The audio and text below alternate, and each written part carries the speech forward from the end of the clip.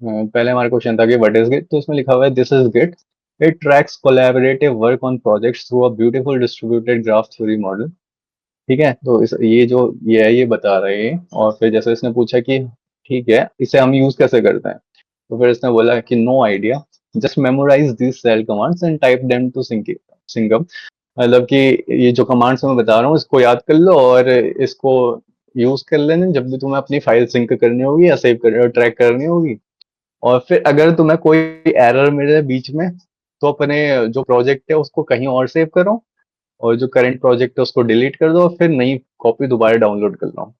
ठीक है, तो ये अगर तुम्हें गिट सही से नहीं पता है तो ये एक बहुत कॉमन चीज है गिट में करना, कि अगर तुम्हारे पास कोई भी गिट में एरर आ रहा है तो फिर तुम अपने वो प्रोजेक्ट को कहीं और तो सेव करा ही होगा, और जो करंट प्रोजेक्ट तुम्हारे पास है तुम उसको डिलीट कर दोगे, और वो जो जहाँ सेव करा है वहां से दोबारा डाउनलोड कर लोगे उसको। ये तब होता है जब तुम्हें गिट सही से नहीं पता है पूरा। ठीक है, इनिशियली मुझे भी नहीं पता, तो मैंने भी बहुत बार किया ये चीज, पर अब हम थोड़ा सही से सीखेंगे, और आई होप कि ऐसा हमारे साथ ना हो। कल तक इतना हुआ था, स्टार्ट करते हैं आज। कि जैसे मैंने बताया था, गिट गिट एक डिस्ट्रीब्यूटेड वर्जन कंट्रोल सिस्टम है, तो हम सीधे उसको यूज कैसे करते हैं वो नहीं देखेंगे। बाकी जो भी, अगर तुमने ऑनलाइन ट्यूटोरियल देखे होंगे तो मोस्ट ऑफ द ट्यूटोरियल में यही होता है कि वो सीधे स्टार्ट कर देते हैं कि गिट के जो जो कमांड्स हैं उसको कैसे यूज करना है, वो सारी चीज बता देते हैं। बट हम जब तक गिट इंटरनली कैसे काम कर रहा है वो जब तक नहीं समझेंगे तो उसको इफेक्टिवली यूज नहीं कर पाएंगे। ठीक है, तो आज जो मोस्ट ऑफ द पार्ट रहेगा वो हमारा थ्योरी पार्ट रहेगा, और आई होप कि कल से हमारा जो एक्चुअल चीज है वो कल से स्टार्ट हो जाए। तो गिट एक कमांड लाइन टूल है, जैसे कि हमने एक अपने जो फर्स्ट सेमेस्टर था हमने उसमें कमांड लाइन टूल यूज किया था, जीसीसी, जो हमारा सी का कंपाइलर था, जो कि हम कमांड लाइन से यूज करते हैं।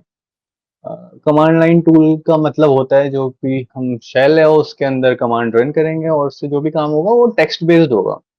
ठीक है, तो तुम्हारे पास कोई ऐसे ग्राफिकल इंटरफेस नहीं खुलेगा जहाँ पे तुम क्लिक क्लिक करके अपने काम करोगे। ठीक है, वैसे गिट के बहुत सारे क्लाइंट्स हैं जो कि ग्राफिकल इंटरफेस प्रोवाइड करते हैं। जैसे तुम्हारा जो वीएस कोड है उसके अंदर भी गिट का एक क्लाइंट है, तो तुम गिट उससे डायरेक्ट यूज कर सकते हो, जिसमें क्लिक क्लिक करके सारे काम हो जाएंगे। बट जो एक्चुअल पावर है गिट की वो आती है उसकी कमांड लाइन प्रोग्राम यूज करने से ही। ठीक है, तो तुम्हारे पास सारी चीजें अवेलेबल नहीं हो सकती, जो जो ग्राफिकल इंटरफेस है उसमें वो सारी चीजें अवेलेबल नहीं हो पाएगी जो कि तुम्हारे कमांड लाइन से एक्सेस कर सकते हो। ठीक है, तो हम जो यूज करेंगे वो हम कमांड लाइन से यूज करेंगे। लास्ट में क्या पता मैं थोड़ा सा बता दूं कि जैसे अलग अलग ग्राफिकल इंटरफेसेस हैं जो कि गिट हमें यूज करने का मौका देते हैं ग्राफिकली, वो कुछ चीजें बाद में देख लेंगे। तो अभी देखते हैं क्या है। अ, तो गिट जो हमारा हमारे फाइल्स को या प्रोजेक्ट को ट्रैक कर रहा है वो अ, कैसे कर रहा है, वो एक डायरेक्टेड एसाइक्लिक ग्राफ जो कि यहाँ पर दिख रहा है। अभी ये टर्म तुम्हें समझ नहीं आएगी, ये एक हमारा डेटा स्ट्रक्चर होता है। तो ये होता है गेट इंटरनली जैसा हमारा डेटा स्टोर कर रहा है, तो ऐसे कर रहा है वो। अगर तुम्हें ये डायरेक्टेड एसाइक्लिक ग्राफ नहीं समझ आ रहा तो ऐसा समझ लो कि बहुत सारी अलग अलग लिंक्ड लिस्ट है, और उन अलग अलग लिंक लिस्ट को हमने साथ में मर्ज कर दिया। ठीक है, तो इसमें कोई भी एक पर्टिकुलर नोड, जैसे हमारा लिंक लिस्ट में होता था कि एक नोड सिर्फ उसके नेक्स्ट वाले नोड को पॉइंट कर सकता था, पर इसमें जैसे कि मल्टीपल नोड्स हैं, तो कोई भी नोड सिंगल नोड को ना पॉइंट करके मल्टीपल नोड्स को पॉइंट कर सकता है। ठीक है, जैसे इसमें एक ए नोड है, वो डी को भी कर रहा है, बी को भी कर रहा है, सी को भी कर रहा है, तो ऐसे करके पॉइंट कर सकता है। पर इसमें ये है कि एक तो डायरेक्टेड है, डायरेक्टेड का मतलब इसमें डायरेक्शन सेट होगी कि हम कहाँ से कहाँ को मूव कर सकते हैं। जैसे ए से डी को ही मूव कर सकते हैं, ए से बी को मूव कर सकते हैं, ए से सी को मूव कर सकते हैं, पर सी से ए को मूव नहीं कर सकते। ठीक है, मूव कहो या एक्सेस कहो, ठीक है, जो कहना है तुम्हें। और असाइक्लिक का मतलब ये है कि उसमें कोई ऐसे लूप नहीं बनेगा, जैसे कि ए डी बी, जैसे ए सी और डी दिख रहा है तुम्हें ऐसे जा रहा है, पर फिर डी से वापस नहीं जा सकते हम, अगर वापस जाते तो एक लूप बन जाता पूरा। ठीक है, ऐसा साइकिल नहीं बनेगी कहीं पे। तो ये हमारा एक डेटा स्ट्रक्चर होता है जो कि गिट इंटरनली यूज करता है। अभी के लिए तुम्हें लिंक लिस्ट पता है, तो थोड़ा थोड़ा उसी की तरह मान लो, जो कि लिंक लिस्ट को साथ में मिला रहे हैं। तो ये है कि डैग डैग बोलते हैं इसे, डीएजी शॉर्ट फॉर्म। तो डैग ऑफ ऑब्जेक्ट है, जैसे ये सारे ये जो नोट्स हैं इसके अंदर जो भी हम डेटा स्टोर करते थे ना, तो उसको ऑब्जेक्ट मान लो कोई एक। अब गिट में मल्टीपल टाइप्स ऑफ ऑब्जेक्ट्स होते हैं, ठीक है, जो कि अलग अलग टाइप से अलग अलग टाइप के डेटा स्टोर करते हैं। और हर एक ऑब्जेक्ट का उसके साथ एक हैश होता है, उसका SHA-1 हैश। SHA-1 एक हैशिंग एल्गोरिदम है, जो कि जैसे कि अगर तुमने वो कौन सा था वो कौन सा था वो इमर्जिंग टेक्नोलॉजीज था ना, उसमें जो ब्लॉकचेन है, उसमें वो क्रिप्टो करेंसीज वाला जो हमारा टॉपिक था, उसमें जैसे एक हैशिंग आती थी ब्लॉकचेन के अंदर। तो वही होता है कि हमारे पास कोई इनपुट है, इनपुट टेक्स्ट, उसको कंप्रेस करके या हैश उसको इनक्रिप्ट करके एक आउटपुट देना, जो कि जैसे SHA-1 में होता है कि 40 कैरेक्टर 40 कैरेक्टर लेंथ का एक हमारे पास स्ट्रिंग मिल जाती है, किसी भी इनपुट को डालोगे तो उससे हमारे 40 कैरेक्टर लेंथ की एक स्ट्रिंग मिल जाएगी, जो कि हेक्साडेसिमल स्ट्रिंग होती है। अ, अगर मैं दिखाऊं तो मैं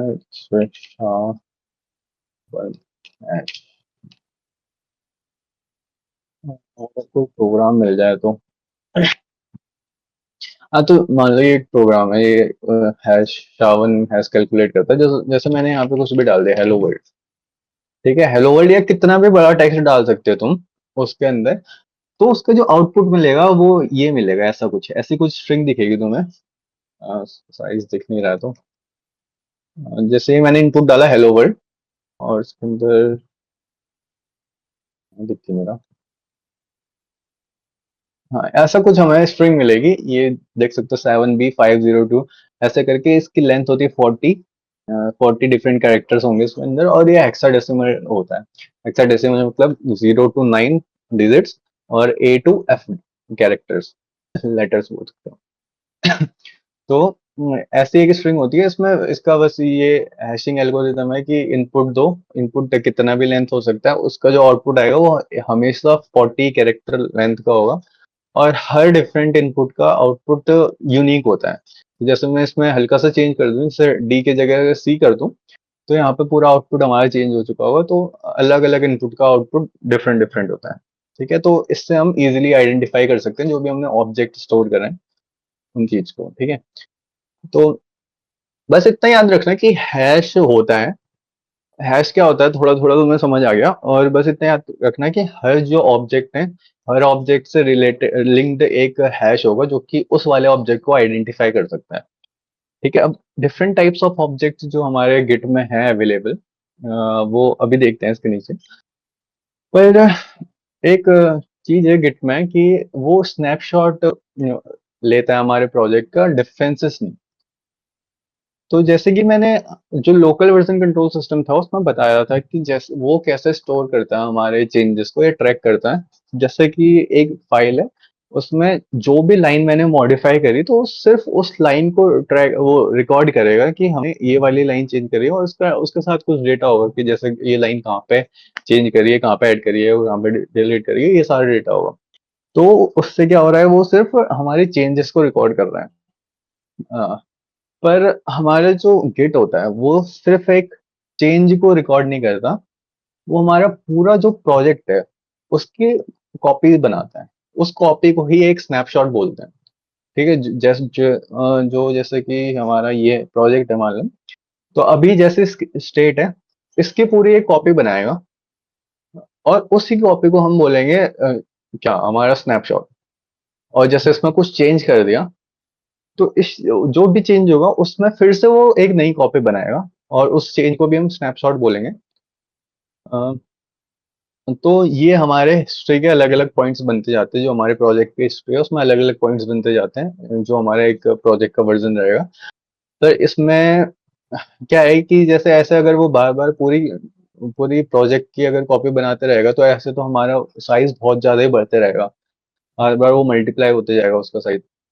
तो गेट इंटेलिजेंटली क्या करता है, सिर्फ उस चीज की कॉपी बनाता है जो कि चेंज हुआ है। उसमें सिर्फ चेंज की नहीं, पर पूरे फाइल की, जो भी हल्की से अगर फाइल चेंज हो गई तो उस सिर्फ उस फाइल की कॉपी बनाएगा पूरी। और जो अ, बाकी जो फाइल से जो चेंज नहीं हुई, वो पहले से ही स्टोर्ड थी ना हमारे हिस्ट्री में, तो वो सिर्फ उसको पॉइंट करेगा। ठीक है, अब वो कैसे होता है वो आगे देखते हैं हम अभी। तो जैसे डिफरेंट टाइप्स ऑफ ऑब्जेक्ट्स क्या हैं गिट में। तो सबसे पहला ऑब्जेक्ट और सबसे बेसिक ऑब्जेक्ट जो हमारा होता है वो होता है एक ब्लॉब। ब्लॉब शॉर्ट फॉर्म है बाइनरी लार्ज ऑब्जेक्ट ही। ये एक सिंपलेस्ट टाइप ऑफ ऑब्जेक्ट है। ये रिप्रेजेंट क्या करता है, ये रिप्रेजेंट करता है हमारा कंटेंट ऑफ अ फाइल। जैसे कि हमने मेन डॉट सी बनाई जिसके अंदर हमारा कंटेंट है, जैसे कि हैश इंक्लूड स्टैंडर्ड है और फिर इंट मेन वॉइड प्रिंट है हेलो वर्ल्ड वो वाला रिटर्न जीरो। तो ये जो हमारा कंटेंट है फाइल का, तो ये स्टोर होगा ब्लॉब में। और उस ब्लॉब क्या करता है, ब्लॉब सिर्फ फाइल का कंटेंट स्टोर करता है, उसके अलावा और कोई चीज नहीं। और मेटा डेटा जैसे कि फाइल नेम, उसके फाइल के परमिशंस, ये सारी चीजें ब्लॉब सेव नहीं करता।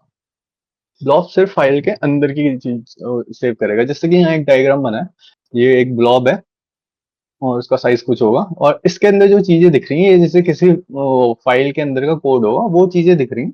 तो सिर्फ ये चीज उसमें सेव होती है ब्लॉक के अंदर, ब्लॉब के अंदर। ब्लॉब में इस फाइल का नाम सेव नहीं होगा और उसकी प्रॉपर्टीज सेव नहीं होगी। अब जैसे कि मैंने बताया था हर ऑब्जेक्ट के साथ एक हैश एसोसिएट होता है उसका, तो इस वाले ब्लॉब के साथ भी इसका हैश है।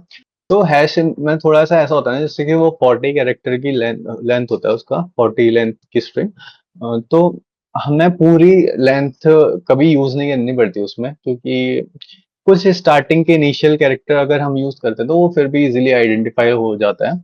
तो जैसे कि स्टार्टिंग के 10 कैरेक्टर्स यूज कर लिए, 5 या 6 कैरेक्टर यूज कर लिए, तो उस हैश से पता चल जाता है कि हमारा कौन सा हैश है। तो जैसे इसमें 5 कैरेक्टर्स यूज करें होगा, एक्चुअली ये 40 कैरेक्टर ही पूरे। इनिशियल हमने इनिशियल के 5 कैरेक्टर यूज करें, इजीली आइडेंटिफाई हो जाता है इससे। तो ये वाले ब्लॉक का ये वाला हैश है, और इसके अंदर कंटेंट स्टोर है ये। तो ये सिर्फ कंटेंट स्टोर है। और जब भी हम एक नई फाइल, मतलब फाइल में कुछ भी चेंज करेंगे, तो ब्लॉब एक दोबारा नया ब्लॉब बनेगा जिसमें पूरी फाइल का कंटेंट दोबारा सेव होगा। ठीक है, तो जैसे हमारे पास ये मेन डॉट सी फाइल थी। अ,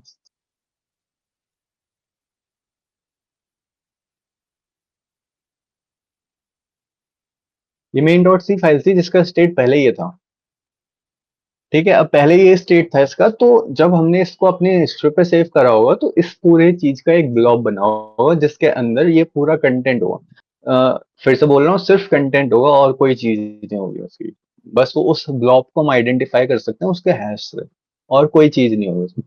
तो जैसे ये हमारा कंटेंट है, इसका ब्लॉब बना। पर अगर इसमें हमने अब चेंज कर दिया, जैसे स्लाइड चेंज कर दिया, printf hi slash n, ठीक है, तो इतना चेंज करा और ये फाइल मॉडिफाई हो गई। अब ये फाइल मॉडिफाई हो गई तो वो पुराने ब्लॉब से अब कोई लिंक नहीं कर सकता, क्योंकि उसमें हल्का सा भी चेंज हो गया। तो अब पूरा एक नया ब्लॉब बनेगा जिसके अंदर इसका दोबारा पूरा कंटेंट कॉपी होगा। ठीक है, इसके अंदर पूरा दोबारा कंटेंट कॉपी होगा और वो एक नया ब्लॉब बन जाएगा। ठीक है, अब मैं ये क्या है कि मैं इन्हीं स्टार्टिंग से बता रहा हूँ एकदम बॉटम से कि कैसे काम करता है। तो हम पहले देखेंगे कि ब्लॉग वो एक फाइल को कैसे स्टोर करता है, फिर अलग अलग फाइल्स को स्टोर करके वो एक डायरेक्टरी के अंदर कैसे सेव करता है, और फिर उन डायरेक्टरीज को वो कैसे वो सेव करता है कि उसकी हिस्ट्री बन जाए पूरी एक। ठीक है, तो वो हम देखेंगे। तो ब्लॉक का एक डायग्राम है। अब इसके बाद आता है ट्री। पहला हमारा ऑब्जेक्ट हो गया ब्लॉक, दूसरा ऑब्जेक्ट है हमारा ट्री। ट्री जैसे कि हम अपने वो अपने कंप्यूटर के अंदर एक फोल्डर्स रखते हैं ना, और फोल्डर के अंदर अलग अलग फाइल्स होती हैं और फोल्डर्स भी हो सकते हैं। तो ट्री भी हमारे गिट के अंदर फोल्डर्स को ही रिप्रेजेंट करता है। ट्री एक ऐसा ऑब्जेक्ट है जो अलग अलग ब्लॉब्स के और अदर ट्री ऑब्जेक्ट से रेफरेंस स्टोर करता है। ठीक है, ये सिर्फ रेफरेंस स्टोर करेगा, इसमें कोई एक्चुअल डेटा कंटेंट नहीं होता फाइल का कंटेंट। तो जैसे कि एक डायग्राम है ट्री का, तो जैसे ट्री है और इससे एसोसिएटेड एक हैश है। और जैसे मैंने बोला था सारे अलग अलग इनपुट के अलग अलग हैश निकलते हैं, तो इन दोनों का भी हैश अलग अलग देख सकते हो, और ऐसे ही सारे जितने भी ऑब्जेक्ट होंगे सबके हैश अलग अलग होंगे। ठीक है, सेम नहीं हो सकता कभी भी किसी ऑब्जेक्ट का हैश। तो ये एग्जांपल हैश है इस वाले ट्री का, जिसके अंदर क्या क्या स्टोर है। इसके अंदर कुछ इंफॉर्मेशन स्टोर है, जैसे कि ये पहला चीज क्या स्टोर है कि ये एक ब्लॉब है। उस ब्लॉब, जिस भी ब्लॉब को इसने स्टोर किया है, उस ब्लॉब का क्या है, ये हैश। ठीक है, जैसे कि शायद इसी वाले ब्लॉब का है, इसी वाले ब्लॉब का हैश जैसे इसने स्टोर करा है, और फिर इसने उस वाले ब्लॉब का नाम सेव करा है। ठीक है, तो नाम और जो फाइल की प्रॉपर्टीज है वो हमारा ब्लॉब सेव नहीं करता, वो कौन सेव करता है, वो हमारा ट्री सेव करता है।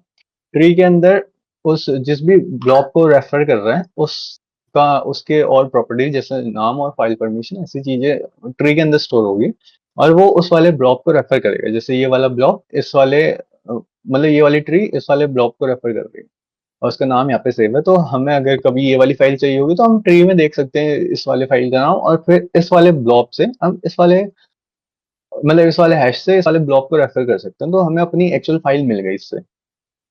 ठीक है, तो एक ट्री है, ट्री एक ऑब्जेक्ट है हमारे गिट में, और उसमें जैसे कि अलग अलग ट्रीज भी, ट्री के रेफरेंस भी हो सकते हैं। जैसे ये दूसरी एक ट्री है जिसका नाम लिब है, और उसका रेफरेंस ये है। तो एक ट्री भी खुद का नाम सेव नहीं करेगी। ठीक है, ट्री बस उस चीज का नाम सेव करेगी जो वो जिसको रेफर कर रही है उसके अंदर। जैसे ब्लॉक को रेफर करा तो उसका नाम सेव करा, और ट्री को रेफर करा तो ट्री का नाम सेव करा, और फिर उसका हैश हैश भी तो सेव करना ही पड़ेगा, तभी तो हम जाके उसको आइडेंटिफाई कर सकते हैं कि कौन सा है। ठीक है, ऐसे ये एक ट्री ऑब्जेक्ट है हमारा। तो उसके बाद एक और ऑब्जेक्ट आता है, वो होता है ये कमिट ऑब्जेक्ट। एक कमिट ऑब्जेक्ट क्या होता है, वो एक ट्री को रेफर करता है, वो हमारे फाइल की स्टेट को रिप्रेजेंट करता है किसी भी एक वर्किंग उसमें जो हमारे प्रोजेक्ट है। तो जो स्नैपशॉट बताया था अभी थोड़ी देर पहले मैंने, तो कमिट को भी तुम एक स्नैपशॉट मान सकते हो, मान क्या सकते हो, कमिट एक स्नैपशॉट ही होता है किसी भी एक हमारे जो प्रोजेक्ट है उस चीज का। और कमिट की प्रॉपर्टी क्या होती है, वो इम्यूटेबल होता है। वैसे तो सारे ऑब्जेक्ट इम्यूटेबल होते हैं, उसमें ट्री भी इम्यूटेबल है, ब्लॉक भी इम्यूटेबल है, और कमिट भी इम्यूटेबल है। ठीक है, इम्यूटेबल का मतलब एक बार अगर कोई ऑब्जेक्ट बन गया तो उसके बाद वो ऑब्जेक्ट में कोई चेंजेस नहीं करे जा सकते। तो जैसे ये अगर एक ब्लॉक बन गया, इसके अंदर कोई नए चेंजेस नहीं करा जा सकते। अगर वो चेंज करा तो उससे क्या होगा, उससे हमारा इसका हैश चेंज हो जाएगा, तो वो पूरा ऑब्जेक्ट ही चेंज हो गया। ऐसे ही अगर ट्री के अंदर भी कुछ चीजें चेंज करी हमने तो उसका हैश चेंज हो जाएगा, तो वो पूरा ऑब्जेक्ट चेंज हो जाएगा। इसलिए हम किसी भी ऑब्जेक्ट के अंदर एक नए चेंज नहीं कर सकते, एक बार बन गया तो वो बन गया। ऐसे कमिट क्या होता है, कमिट होता है एक स्नैपशॉट किसी भी हमारी जो डायरेक्टरी या प्रोजेक्ट है, तो जिस भी टाइम पे हम एक कमिट करेंगे, तो उस टाइम की जो भी स्टेट होगी हमारी प्रोजेक्ट की, वो पूरी सेव हो जाती है, और उस चीज को कमिट बोलते हैं, और इसी चीज को स्नैपशॉट भी बोला था मैंने पहले। ठीक है, तो कमिट के अंदर क्या क्या चीजें होती है, जैसे मतलब इसमें तो कुछ चीज लिखी हो और चीजें भी होती है। जैसे कमिट मैंने बोला था एक ट्री को रेफर करता है, तो ये एक ट्री को रेफर करेगा। जैसे ये C4 EC5 है, और पेरेंट इसका, तो जैसे जितने भी कमिट होंगे तो उससे पहले और भी कमिट्स आ सकते हैं।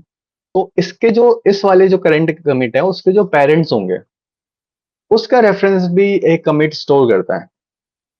ठीक है, और ऑथर के नेम पे स्टोर स्टोर करता है कि ये कमिट किसने करा है, और कमिटर जो उसने एक्चुअली चेंज करा है उसमें, तो वो सारी चीजें रिकॉर्ड करता हूँ।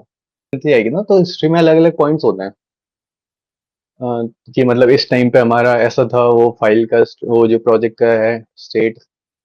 तो किसी पर्टिकुलर टाइम पे हमारा फाइल का स्टेट कैसा था उसको ही कमिट बोल सकते हो तुम। तो स्नैपशॉट का मतलब भी वही हुआ।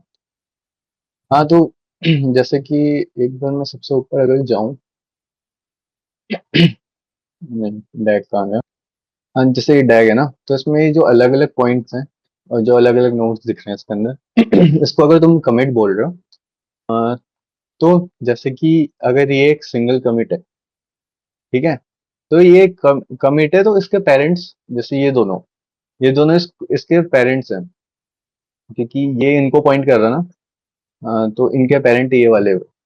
तो जैसे इसके मल्टीपल पेरेंट हो सकते हैं, तो उन दोनों का रेफरेंस उस वाले कमिट के अंदर होगा। जैसे ए है, ए में 4 पेरेंट्स हैं इसके, 1 2 3 4, तो इन चारों का रेफरेंस इस वाले ए के अंदर हो स्टोर होगा।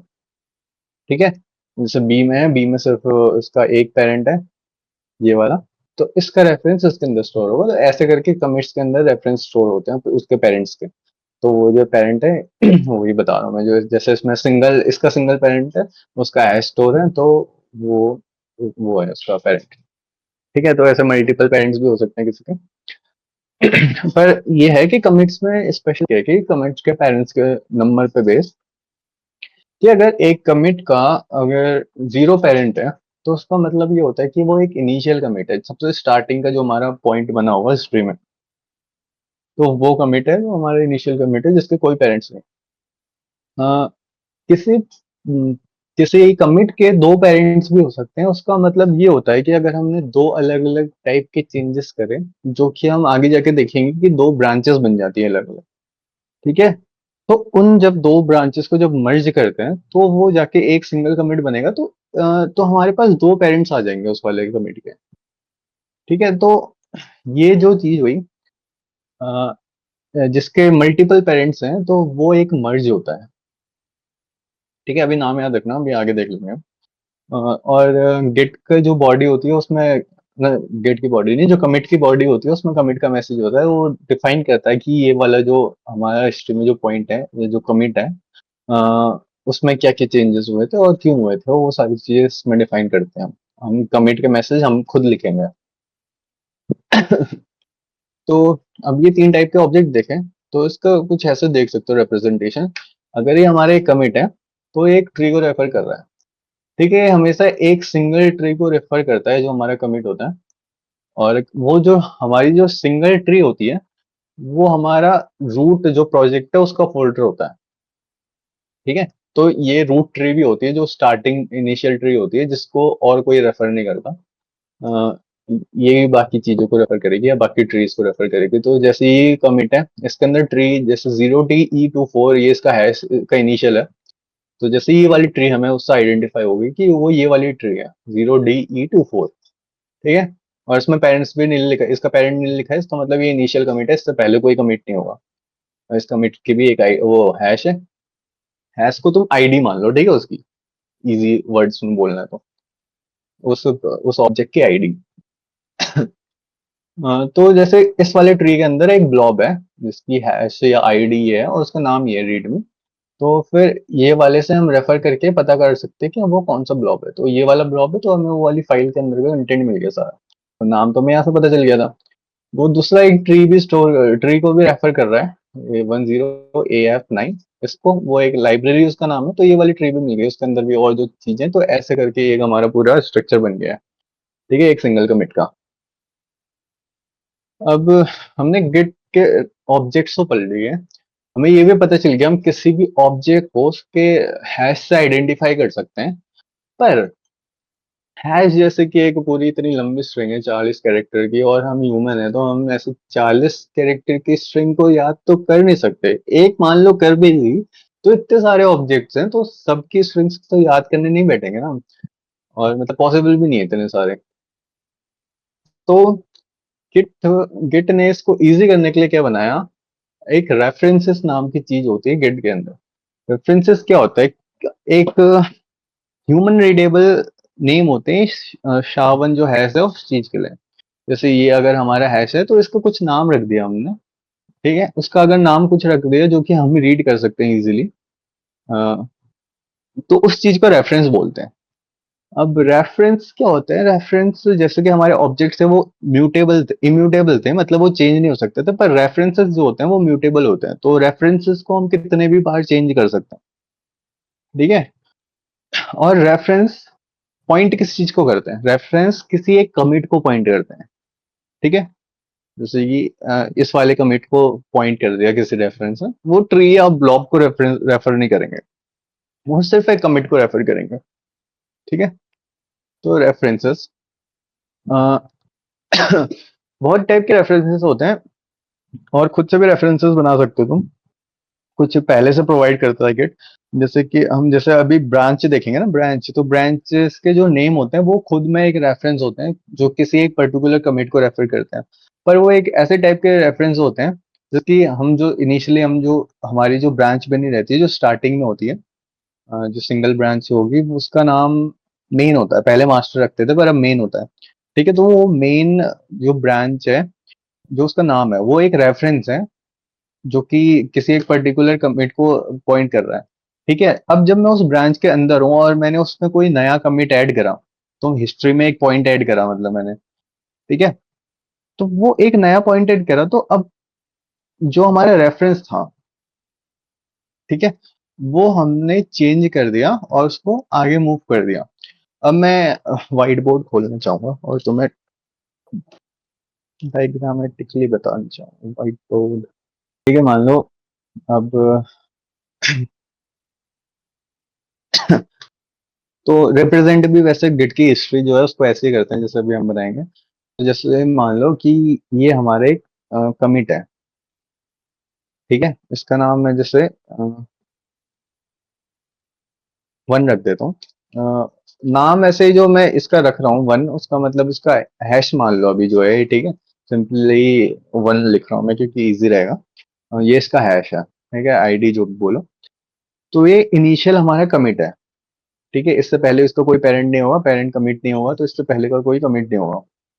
तो एक कमिट का मतलब ये है कि इस वाले जो टाइम था हमारा, इसमें जो हमारी प्रोजेक्ट का जो अंदर का स्ट्रक्चर रहेगा, उसमें जो फाइल्स है, उसमें जो डायरेक्टरी है, डायरेक्टरी मतलब फोल्डर, वो ये डिफाइन करेगा कि वो कैसा दिखता था उस टाइम। स्नैपशॉट को तुम वो भी बोल लो कि पिक्चर, तुमने वो जो तुम्हारी प्रोजेक्ट है उस फोल्डर की पिक्चर ले ली, तो उसमें जो अंदर के कंटेंट है वो सारे दिख रहे हैं, तो उस पिक्चर में स्टोर है वो कैसा दिख रहा है करके। ठीक है, तो वो इसके अंदर स्टोर है एक कमिट के अंदर। अब कमिट के अंदर क्या क्या चीजें होती है वो मैंने तुम्हें दिखाया भी, कई इसके अंदर ट्री होगी, ट्री के अंदर ब्लॉब्स होंगे, वैसी चीजें। ठीक है, तो एक कमिट ये हो गया। अब मैं दूसरा कमिट ऐड करता हूँ यहाँ पे। ठीक है, उसके बाद इसका नंबर मैं डाल देता हूँ 2। ठीक है, तो अब दो कमिट हो गए हमारे पास। पर सबसे पहला कमिट ये था, और फिर हमने ये कमिट ऐड करा, तो मैं एक एरो बनाना चाहूंगा ना, हमारी एक लाइन चलती जाएगी, चेन बनती जाएगी, तो मैं लाइन बनाऊंगा तो कहाँ से कहाँ को डायरेक्ट हो, वो एक डायरेक्टेड ग्राफ था ना, तो मैं डायरेक्शन बताना चाहूंगा कि हमारे इसका डायरेक्शन कहाँ से कहाँ को बनेगा, वन से टू को या टू से वन को। ये डायरेक्शन ये रिप्रेजेंट करेगा कि हम कहाँ से कहाँ को मूव कर सकते हैं, रेफर कर सकते हैं किससे किसको। तो तुमसे कोई बता सकता है कि मैं डायरेक्शन बताऊंगा तो कहाँ से कहाँ को बनाऊंगा, टू से वन को या वन से टू। हमारा बाद में बना था, तो इससे पहले ये वाला कमिट था, इससे पहले ये वाला कमिट था, इसका मतलब है कि ये वाला इसका पेरेंट है, तो हम जो डायरेक्शन बनाएंगे एरो की वो ऐसे बनाएंगे, अ, यहाँ से यहाँ को। उल्टी हो गई क्या इसमें, ये उल्टा हो गया।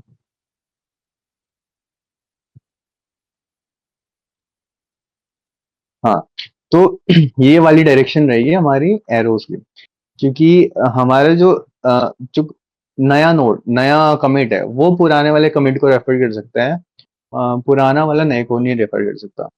तो ऐसा समझ लो जैसे कि अभी जो हम हैं, ठीक है, हमें अपना जो पास्ट है वो चीज के बारे में तो पता रहेगा ना, पर जो पास्ट है उसको फ्यूचर के बारे में नहीं पता रहेगा।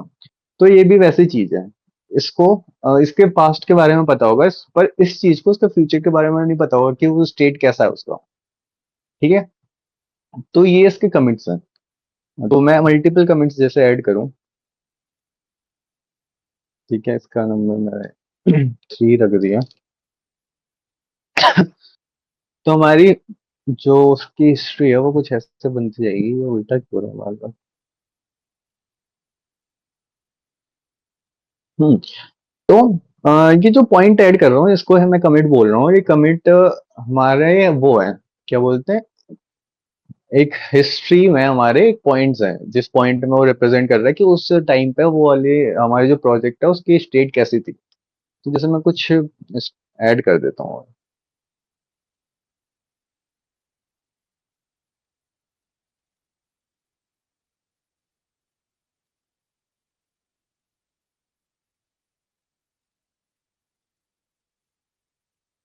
ठीक है, तो तुम्हें ये एक लाइन दिखती जा रही होगी, और अभी तो ये एज अ लिंक्ड लिस्ट दिख रही हुई है एक, जिसका हेड यहाँ पे समझ सकते हैं, यहाँ से स्टार्ट हो गया वो पीछे को जा रही है, तो मतलब इनिशियल ये है और फाइनल ये है, पर लिंक लिस्ट में थोड़ा उल्टा बोलते हैं इस चीज को कि इनिशियल ये है और फाइनल ये है, बट इसमें उल्टा है उसका। ठीक है, तो अभी ये लीनियर हिस्ट्री है हमारी। लीनियर हिस्ट्री मतलब सिग्नल सारी एक ही लाइन में है। अ, और अब मैंने क्या बोला, ये सारे इसमें ऑब्जेक्ट्स हैं। ये कमिट एक ऑब्जेक्ट है, ये कमिट एक ऑब्जेक्ट है, और ये कमिट अपने पेरेंट को रेफर कर रहा है, सारे सिंगल सिंगल पेरेंट को रेफर कर रहे हैं। जैसे इसका पेरेंट ये है तो एक सिंगल है, तो ये लीनियर हिस्ट्री चल रही है हमारी, और इसका कोई पेरेंट नहीं है तो ये इनिशियल कमिट है हमारा। अब इसमें जो भी होंगे सारे अभी तक ऑब्जेक्ट हैं। अब मैंने बोला था इसमें रेफरेंसेस भी हो सकते हैं, तो अब मैं इसमें एक रेफरेंस ऐड करूंगा। मेरे पास कोई शेप है।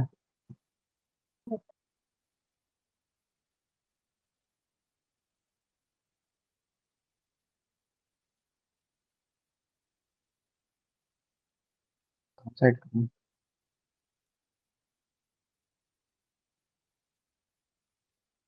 मोड हो जाएगा यार, ये तो बहुत बड़ा बनेगा।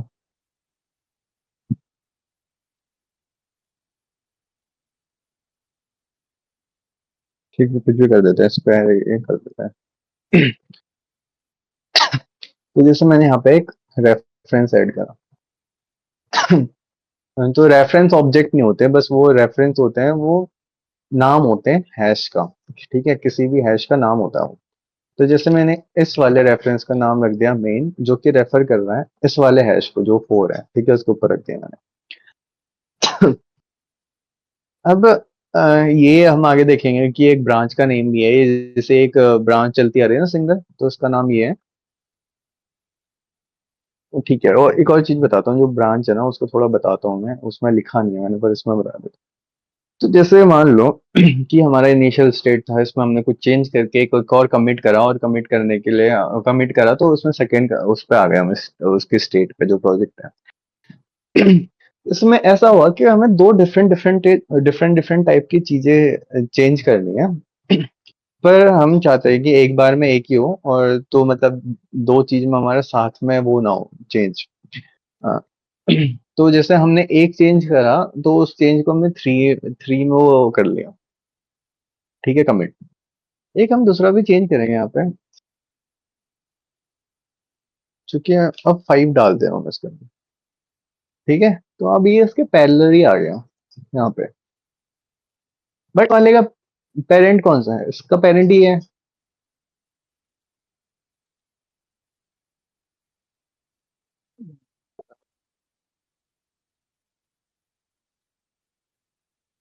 इसका पेरेंट भी तो यही है, क्योंकि 2 से ही हमारा वो चेंज होके आया ना। हमारा प्रोजेक्ट का स्टेट। तो अब देखते जा रहे हो कि यहाँ पे एक नई वाली ब्रांच स्टार्ट हो गई, जो कि हमारी जो लीनियर वाली डेवलपमेंट ब्रांच चल रही थी, उससे हम निकल के साइड निकल गए, पैरेलली हमने वर्क स्टार्ट कर दिया।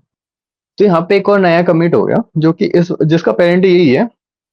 तो मतलब इसको ये वाली सारी चेंजेस दिखेंगे जो यहाँ पे होंगे, पर इसको ये वाली चेंज नहीं दिख सकते कि 3 और 4 में क्या चेंज हुआ, वो 5 को नहीं दिख सकता। ठीक है, तो एक चेंज की सीरीज हमने यहाँ से कर दी, और एक चेंज की सीरीज यहाँ से कर ले रहे हैं, मान लो ऐसे करके।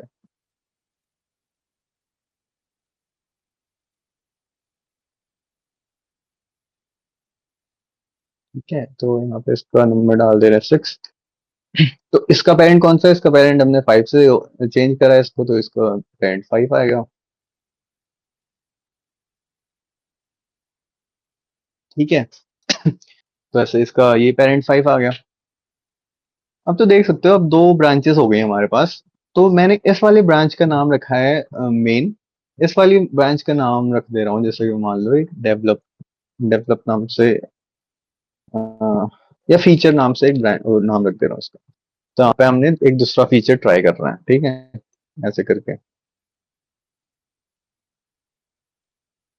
अब अब ये दोनों चीजें हैं, ये रेफरेंस है। जो मेन है वो रेफर कर रहा है, मतलब उसके अंदर हैश स्टोर होगा ये वाला 4। तो अगर मैं दिखाऊं तो ऐसे मेन के अंदर 4 स्टोर होगा। तो इस वाले कमिट का हैश और फीचर के अंदर उसका हैश स्टोर होगा, तो उसका हैश, ठीक है। तो जैसे ऐसे स्टोर हो गया। अब मैं इस वाले कमिट को रेफर कर सकता था इसके हैश से, जो कि एक 40 कैरेक्टर की स्ट्रिंग होती। अभी मैंने यहाँ पे 4 मान रखी है, उसको 4 है। तो मैं इस वाले कमिट को रेफर कर सकता था 4 लिख के, ठीक है। और इस वाले कमिट को रेफर कर सकता था 5, और बाकी जो भी है वैसे उसके नंबर्स हैं। बट अब जैसे मैंने इसका एक रेफरेंस बना दिया है, उसका नाम बना दिया मैंने मेन, तो मैं इस वाले कमिट को रेफर कर सकता हूँ इसके इस वाले नाम से। तो मैं 4 या उस जो उसका हैश है उसकी जगह बस ये मेन लिखूंगा, तब भी वो इसी वाले कमिट को रेफर करेगा जो जिसमें वो अभी है। ठीक है, ऐसे ही फीचर भी जो है वो भी इसी को रेफर करेगा जिसमें मतलब उसमें जो उसका हैश स्टोर है। पर ये जो हमें हमने अभी रेफरेंस बनाया, ये एक ब्रांच का रेफरेंस है ना। तो इसमें क्या होता है, जैसे अगर अब मैं ये 4 के बाद कोई चेंज करूंगा, ठीक है, 4 के बाद जैसे मैंने ये चेंज करा और इसका हैश बना मान लो 7, ठीक है। तो अब इसका जो पेरेंट होगा वो तो 4 होगा,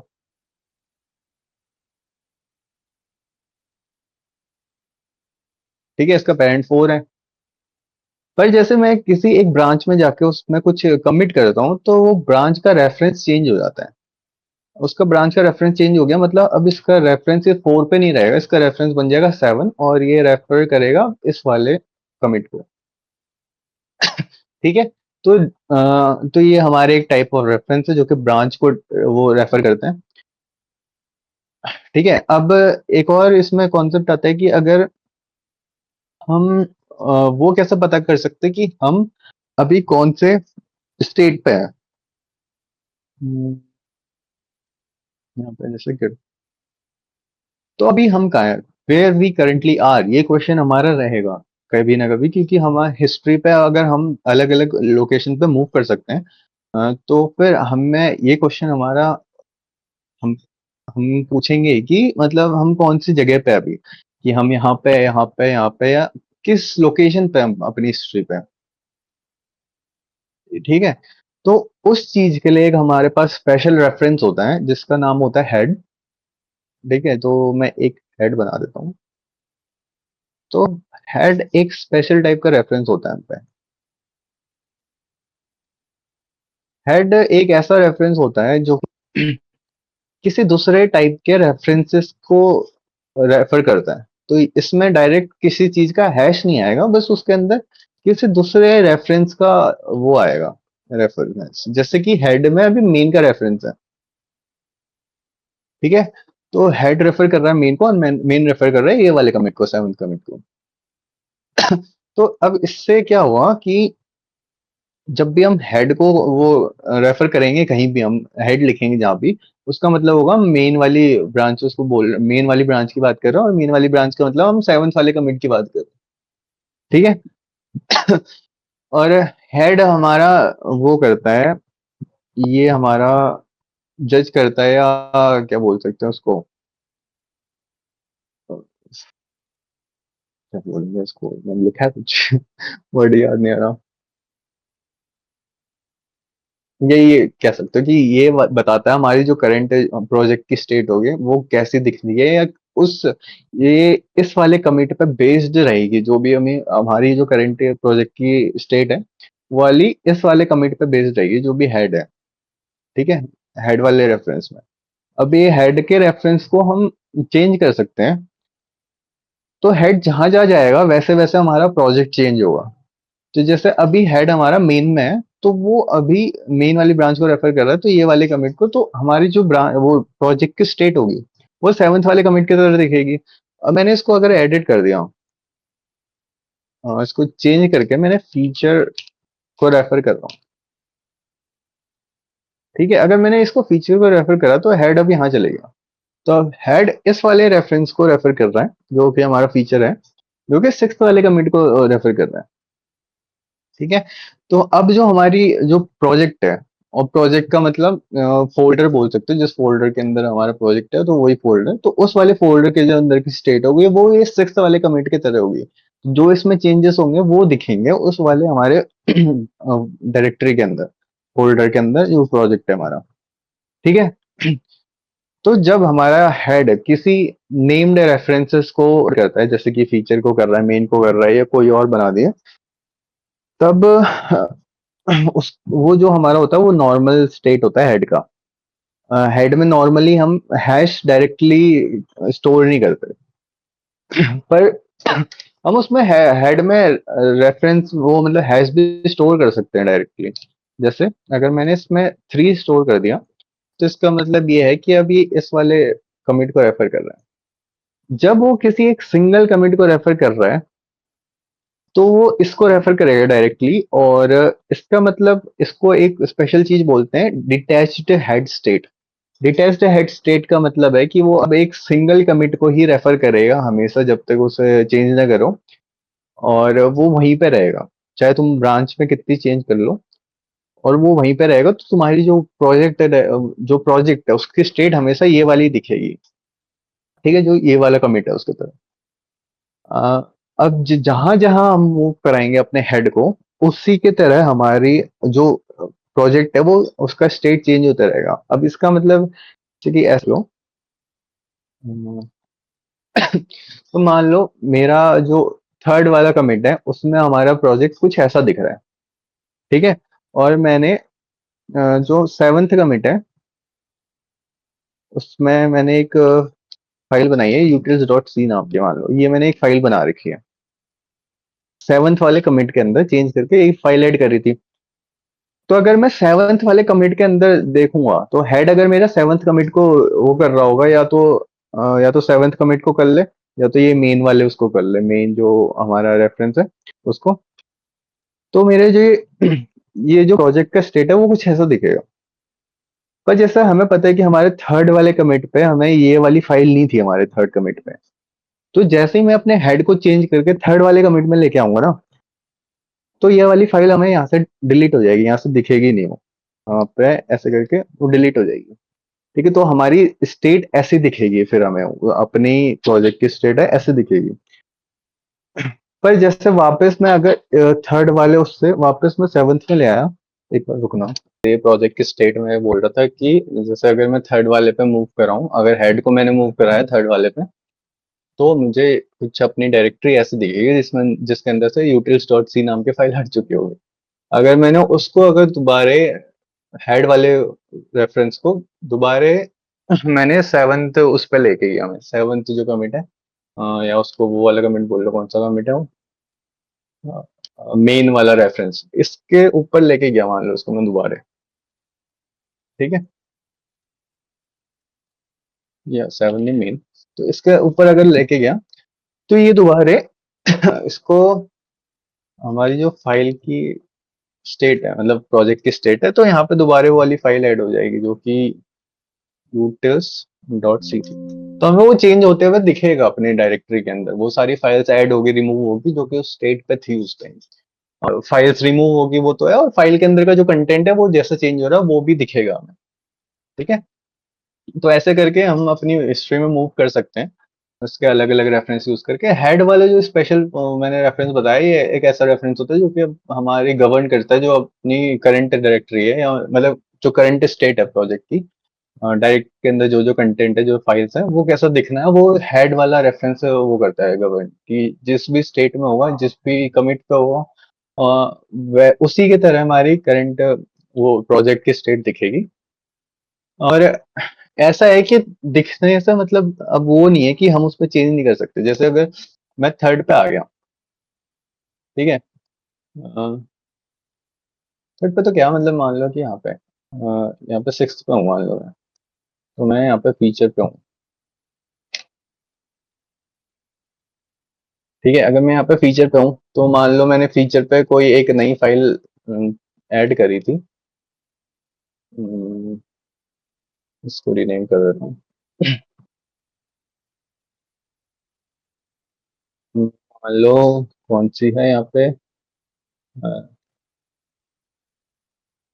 जैसे GCD डॉट सी मान लो कि ये वाली फाइल मैंने सिक्स वाले कमिट पे सेव करी थी, या जो कौन सा वो था, हाँ, सिक्स्थ या फीचर ब्रांच है, ठीक है, उसमें सेव करी थी। अब क्या है कि जैसे मैंने यहाँ पे ये वाला स्टेट कौन सा दिखा रहा है, हेड वाला जो रेफरेंस है वो ये स्टेट को दिखा रहा है। और अब क्या है कि मैं यहाँ पे चेंजेस भी कर सकता हूँ। ठीक है, मैं अगर यहाँ पे एक नई फाइल ऐड करना चाहूँ, जैसे कि मान लो यूटीएस डॉट सी। ठीक है, यहाँ पे मैंने एक फाइल ऐड करी, यहाँ पे यूटीएस डॉट सी नाम की फाइल ऐड करी यहाँ पे। हम इससे पहले कहाँ थे, हेड हमारा था सिक्स्थ वाले, वो सिक्स्थ या फीचर ब्रांच पे, फीचर ब्रांच पे थे, फीचर रेफरेंस के ऊपर हमारा हेड था। तब तक हमारे पास क्या था, हमारे प्रोजेक्ट के अंदर, तब तक हमारे पास एलिप्स फोल्डर था, उसके अंदर जो भी कंटेंट है वो होगा, मेन डॉट सी थी जिसके अंदर जो कंटेंट है वो होगा, और ऐसे जीसीडी डॉट सी थी हमारी फीचर ब्रांच के सिक्स्थ कमिट के अंदर तक। ठीक है, पर उसमें मैंने एक नया एक फाइल ऐड करी है। अभी मैंने सिर्फ फाइल यहाँ पे ऐड करी है, मैंने उसको हिस्ट्री में नहीं डाला। ठीक है, हिस्ट्री में नहीं डाला, तो ये जो स्टेट है हमारी वो प्रोजेक्ट की, वो हेड के इक्वल तो नहीं है, क्योंकि हेड में तो ये वाली फाइल थी नहीं। ठीक है, तो हेड पे बेस्ड होके हमारी जो ये प्रोजेक्ट है उसकी स्टेट होती है, ऐसा नहीं है कि उसी के इक्वल हो हमेशा। अगर हम उसमें कुछ मॉडिफाई कर देंगे तो हेड से बेस होके ये वाली स्टेट आई है फाइल की, वो प्रोजेक्ट की, पर उसके इक्वल नहीं है। और जब हम अगर अब हेड हमारा एक फीचर पे है और हमने एक फाइल चेंज कर दी है, अब हम अगर नेक्स्ट कमिट करेंगे एक, तो कमिट में क्या होगा कि वो वाली फाइल की वो वाली फाइल भी उसमें कमिट में सेव हो जाएगी, और एक नया कमिट बन जाएगा, जैसे 8। ठीक है, अगर 8 यहाँ पे बन गया और इसका पेरेंट जो है वो ये है।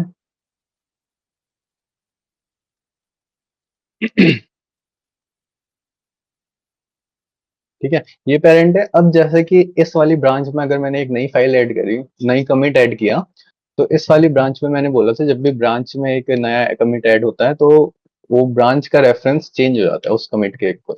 तो वो ये चेंज हो जाएगा और वो चले जाएगा कहाँ पे, यहाँ पे।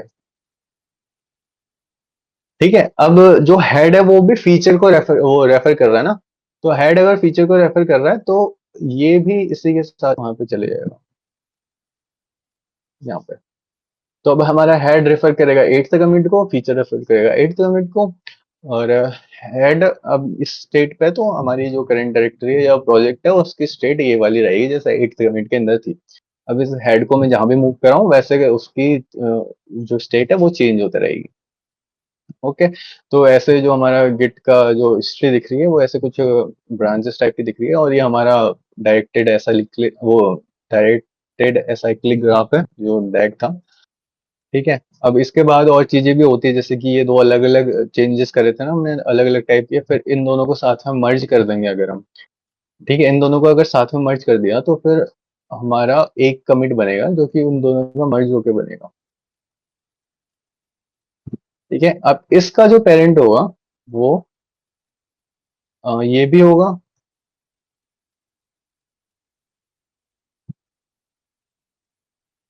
और ये वाला भी होगा।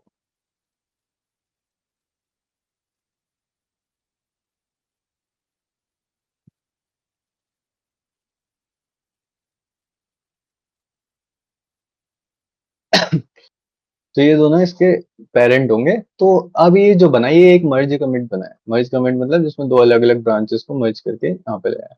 अब इस पे ये वाले पे कौन से ब्रांच का रेफरेंस जाएगा वो डिपेंड करता है हमने किस ब्रांच से उसको मर्ज करा है। अगर इस ब्रांच में फीचर को मर्ज करा होगा तो ये मेन वाला बढ़ के आगे जाएगा 9 पे, और ब्रांच वो फीचर वाला वहीं रहेगा। ठीक है, तो मैंने अगर मर्ज मेन में जाके मर्ज किया फीचर को, तो फिर मेन वाला आगे बढ़ के यहाँ चले जाएगा, फीचर वाला वहीं पे रहेगा। और हेड भी हमारा उसी के साथ जाएगा, क्योंकि जैसे मैंने अभी तो इसमें वो थोड़ा सा वो कर दिया, रुक जाओ। ये पहले ये 7 था। ठीक है, तो अगर मर्ज करना होता है तो मर्ज करने से पहले हेड वाला जहां पे होता है, जिस भी जगह होता है वहां पे हम नया कमिट ऐड करते हैं। ठीक है, जहां पे भी हेड होगा वहीं पे नया कमिट ऐड होता है। तो अगर मुझे मेन में जाके फीचर को मर्ज करना है तो पहले मैं हेड को मूव कराऊंगा मेन पे। हाँ, तो मेन पे अगर मैंने मूव करा दिया हेड को, मैं मेन पे हूँ, तो हेड मेरा मेन पे मतलब मैं मेन ब्रांच पे हूँ। मैं इसमें अगर मर्ज करना चाह रहा हूँ फीचर को, तो अब जाके जो नया कमिट बनेगा हमारा वो 9 बना, जो कि मर्ज कमिट है, जो कि पुराने 2 कमिट का मर्ज है और उसके 2 पेरेंट है। तो अब जाके एक नया कमिट बन चुका है 9। तो अब एक ब्रांच में अगर नया कमिट बना है तो ब्रांच का रेफरेंस चेंज होता है उस वाले कमिट के ऊपर। तो ये ब्रांच का रेफरेंस चेंज होकर वहां चले जाएगा, और अगर हेड भी हमारा मेन को रेफर कर रहा तो हेड भी साथ साथ में वहां चले जाएगा। ठीक है, पर फीचर ब्रांच का जो रेफरेंस है वो यहीं पर रहा। ठीक है, अगर मैं यहाँ पे अगर फीचर ब्रांच में दोबारा कुछ चेंज करना चाहूँ, ठीक है, दोबारा कुछ चेंज करूंगा तो वो अलग से चलते रहेगा ऐसे। इसको मैं थोड़ा ऊपर कर लेता हूँ।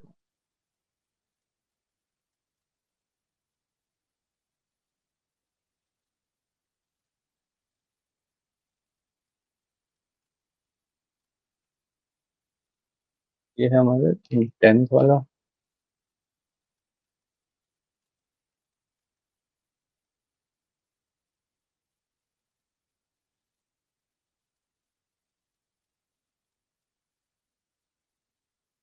हम्म, तो फीचर ब्रांच में जाके मैंने चेंज करा, तो फीचर ब्रांच में जाने के लिए फिर से वही पहले हेड यहाँ पे ले जाना पड़ेगा मेन फीचर पे। ठीक है, मैं यहाँ पे ले गया, तो फीचर में मैंने एक नया कमेंट ऐड करा। फीचर में अगर मैंने नया कमेंट ऐड करा तो उसका रेफरेंस चेंज होकर 10 में चले गया। 10 में चले गया तो फीचर वाला आगे बढ़ गया रेफरेंस। अब ये रेफरेंस आगे बढ़ा तो हेड भी उसी के साथ से जा रहा है, क्योंकि हेड फीचर को रेफर कर रहा है। ठीक है, ऐसे करके हमने चेंज कर दिया। तो तुम्हें दिख रहा होगा जो हमारा गिट है, उसमें जो बेसिक टास्क करेंगे ना अंदर हम उसके, तो बस इतना टास्क है। उसके जितने भी कमांड्स होंगे वो ये टास्क करेंगे कि ये जो हमारा डैग है, डायरेक्टेड असाइक्लिक ग्राफ, डैग और जो उसके रेफरेंस है, डैग के अंदर ऑब्जेक्ट और जो उसके रेफरेंस है, तो डैग में वो नए ऑब्जेक्ट को ऐड करेगा। याद करना मैंने ऐड करेगा बोला, उसमें मैं मॉडिफाई करेगा नहीं बोल सकता हूँ, क्योंकि क्यों, क्योंकि हम किसी भी ऑब्जेक्ट को मॉडिफाई नहीं कर सकते, इसलिए सिर्फ डैग में हम ऐड कर सकते हैं ऑब्जेक्ट को। तो जितने भी कमांड्स है गिट के अंदर वो सिर्फ ऑब्जेक्ट को इस डायरेक्टेड एसाइक्लिक ग्राफ में ऐड कर सकते हैं, या तो जो रेफरेंस है उनके पोजीशन को अपडेट या कोई नए रेफरेंसेस ऐड कर सकते हैं। ठीक है, तो यही काम होता है हमारा गिट के अंदर, जो भी जितने भी कमांड्स हैं उन सब में।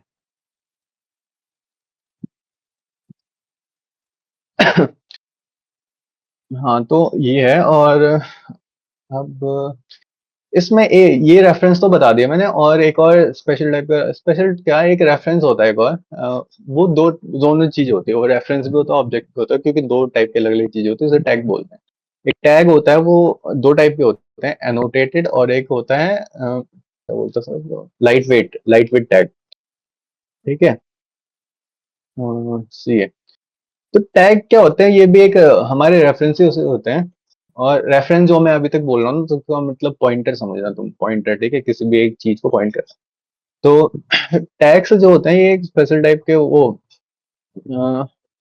रेफरेंसेस होते हैं या ऑब्जेक्ट होते हैं, जो कि हमें बुक मार्क करने के लिए हेल्प करते हैं। तो बुक मार्क क्या है, किसी भी एक कमिट को ये पॉइंट करेंगे। पर जैसे कि अभी तक हम जैसे दो अलग अलग टाइप के हमने पॉइंटर देखे, एक ब्रांच का पॉइंटर नहीं रेफरेंस देखे, एक ब्रांच का रेफरेंस और एक हेड वाला रेफरेंस। तो ये क्या थे, जैसे जैसे हम कमिट करते जा रहे थे वैसे वैसे अपडेट होते जा रहे थे उनके अंदर की चीजें। पर जो टैग्स होते हैं वो होते हैं जिसके अंदर की चीजें चेंज नहीं होती। वो हमने अगर किसी एक कमिट में एक टैग कर दिया तो वो टैग हमेशा के लिए वहीं रहेगा। ठीक है, तो जैसे मैं एक, ये यूजुअली किसके लिए यूज होता है, अलग अलग वर्जन्स को दिखाने को, वर्जन्स को, जैसे रिलीजेस होते हैं ना, रिलीजेस, उनको दिखाने के लिए। तो मान लो मैं इसे ये वाले शेप से कर रहा हूँ, या ये वाले शेप से कर रहा हूँ, तो मान लो मुझे थर्ड वाला जो है वो अपना कमिट है उसको टैग करना है। ठीक है, तो ये जैसे मेरा टैग 1.0, ठीक है, तो मैंने इसको टैग कर दिया। नाम उसमें कुछ भी रख सकते हैं, मैंने नाम टैग 1.0 रखा है, नाम कुछ भी रख सकते हो तुम। तो अगर मैंने इसको टैग कर दिया तो ये एक ऐसा रेफरेंस है जिसके अंदर हमारे ये थर्ड कमिट का रेफरेंस होगा। रेफरेंस का मतलब शावन एस, ठीक है, क्योंकि जो रेफरेंस होते हैं वो शावन एस को ही स्टोर करते हैं। तो उसका वो होगा रेफरेंस। और ये मूव नहीं करेगा ये वाला टैग, ये हमेशा इस वाले कमिट को ही वो करेगा, पॉइंट। ठीक है, अब दो टाइप के होते हैं, एक होता है रेफरेंस, वो एक होता है लाइट वेट, एक होता है एनोटेटेड।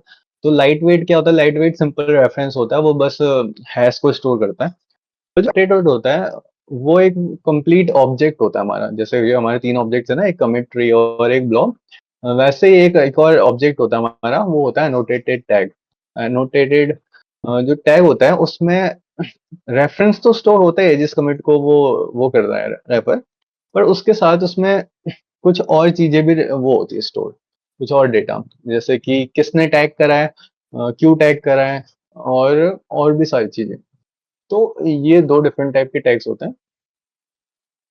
तो मैंने दो चीज बताई, हम एक ऑब्जेक्ट बताया, एक रेफरेंस बताया।